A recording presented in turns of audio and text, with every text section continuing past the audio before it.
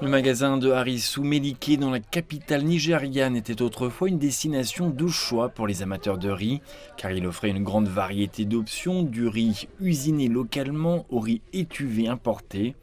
Cependant, l'escalade des prix et les perturbations de l'approvisionnement ont rendu difficile pour le commerçant de répondre à la demande du marché, ce qui l'a contraint à augmenter ses prix de détail. J'ai été très affecté ces derniers temps parce que certaines rizeries ont fermé dans le pays. Les commandes n'arrivent pas en totalité et j'ai du mal à répondre à la demande. En tant que vendeur, j'ai besoin de marchandises en stock pour mes clients. Le riz est un aliment de base au Nigeria dont dépendent plus de 200 millions de personnes. En 2022, le pays a consommé environ 6,7 millions de tonnes métriques de riz. Cependant, avec la flambée des prix de près de 50%, nombreux sont ceux qui réduisent leur consommation de riz.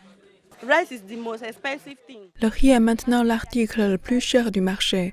Avant, je mangeais du riz presque toutes les semaines, mais maintenant c'est un luxe. Nous avions l'habitude d'acheter du riz à des prix plus bas, mais maintenant tout est cher. La crise du prix du riz et de l'approvisionnement au Nigeria découle en partie de la décision de l'Inde d'arrêter les exportations de riz.